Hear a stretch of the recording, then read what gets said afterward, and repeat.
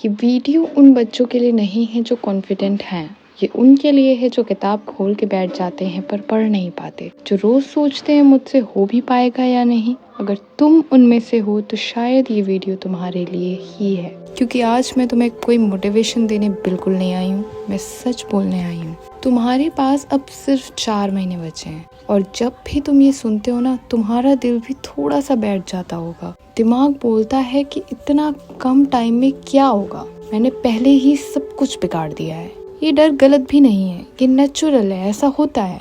पर जो बच्चा इस डर के बावजूद अब भी पढ़ना चाहता है ना, वो हार चुका बिल्कुल नहीं होता है। तुम इंस्टाग्राम खोलते हो, कोई बोल रहा होता है आई स्टडी 12 आवर्स डेली, कोई बोलता है मेरा सिलेबस दिसंबर में ही ख़त्म हो गया था, और तुम सोचते हो मैं ही पीछे रह गई हूँ क्या।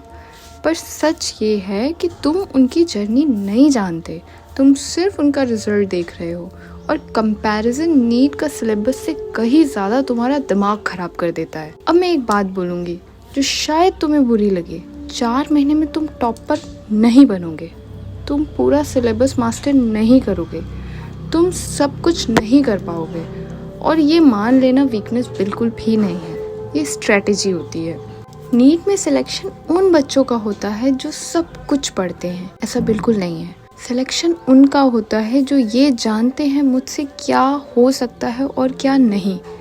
लास्ट 4 महीने का मतलब है चूजिंग बैटल वाइजली। सबसे बड़ी गलती जो बच्चे लास्ट मंथ में करते हैं, नए नोट्स बनाना, नए टीचर्स ढूंढना, नए टाइम टेबल्स को बनाते हैं और पुराने को तोड़ देते हैं। तुम पढ़ नहीं रहे होते हो, तुम सिर्फ खुद को बिजी फील करा रही होती हो।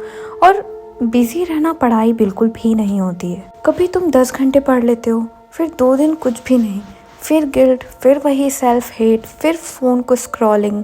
ये साइकिल को ख़त्म करना पड़ेगा, क्योंकि नीट इंटेलिजेंस का एग्ज़ाम नहीं होता है, ये इमोशनल कंट्रोल का एग्ज़ाम है। अगर तुम रोज़ सिर्फ 6-7 घंटे ऑनेस्टली पढ़ सकते हो, बिना फ़ोन, बिना रिजल्ट सोचे, तो तुम अभी भी गेम में हो। समझे तुम? परफेक्ट रूटीन नहीं, रिपीटेबल रूटीन तुम्हारा फॉलो होना चाहिए। हो सकता है तुम्हारा मॉक स्कोर आज 200, 300 या 350 हो और हर टेस्ट के बाद तुम्हें लगता है सब कुछ ख़त्म। पर मॉक टेस्ट तुम्हारी वैल्यू नहीं बताता है, वो सिर्फ ये बताता है तुम आज यहाँ खड़े हो और आज कल से बेटर हो सकता है। तुम्हें अब ये सवाल छोड़ना पड़ेगा, मेरा सिलेक्शन होगा या नहीं होगा, और ये पूछना पड़ेगा कि आज मैं क्या ठीक कर सकती हूँ। नीट एक दिन का एग्ज़ाम है, पर उस तक पहुँचना रोज़ का डिसीजन होता है।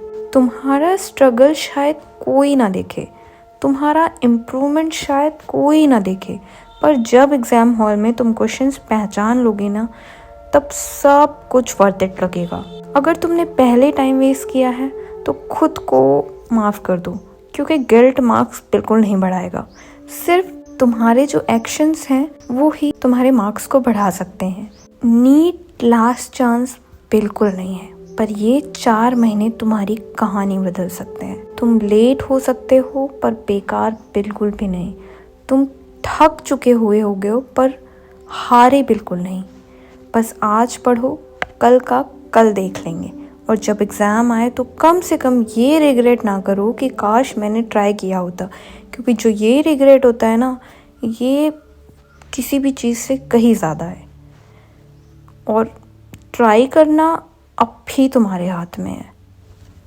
तो पढ़ो, एकदम ढंग से पढ़ो और ज़्यादा कुछ भी मत सोचो, सब कुछ अच्छा होगा। और मैं यही बोलूँगी कि चेंज वेंज करना बिल्कुल छोड़ दो, जो पढ़ रहे थे उसी से स्टिक रहो।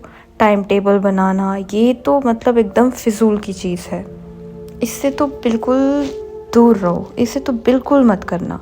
और एक बात और याद रखना, नीट सिर्फ एग्ज़ाम नहीं है, ये एक आईना होता है। ये दिखाता है कि तुम प्रेशर में कैसे रिएक्ट करते हो, तुम थक के रुकते हो या रुक के भी चलते हो सकता है रिज़ल्ट तुम्हारे फेवर में आए, हो सकता है ना आए, पर जो इंसान ये 4 महीने ऑनेस्टली से जी लेता है ना, वो कहीं ना कहीं अपनी ज़िंदगी के पैटर्न बदल लेता है। और सिलेक्शन हो गया तो तुम जान जाओगे मैं मुश्किल वक्त में खुद को संभाल सकती हूँ, ठीक है ना। और अगर नहीं भी हुआ तो भी तुम हारोगे नहीं, क्योंकि तुमने सीख लिया होगा रोज़ उठ के काम करना बिना किसी गारंटी के। और ये स्किल सिर्फ नीट के काम नहीं आते हैं, पूरी ज़िंदगी काम आते हैं। शायद आज कोई तुम पर भरोसा करे या ना करे, शायद तुम खुद भी कभी कभी खुद पर डाउट करते होगे, पर जब तुम रोज़ बिना शोर मचाए थोड़ा सा बेटर बनते हो ना, तब तुम ऑलरेडी जीत रहे होते हो। लास्ट 4 महीने का मतलब ये नहीं है कि तुम परफेक्ट बनो, इसका मतलब है तुम ऑनेस्ट बनो अपने आप से, अपनी मेहनत से, अपने सपने से। और जब ये वीडियो ख़त्म हो तो फ़ोन बंद कर देना, कमेंट्स पढ़ना बाद में, मोटिवेशन ढूंढना बाद में।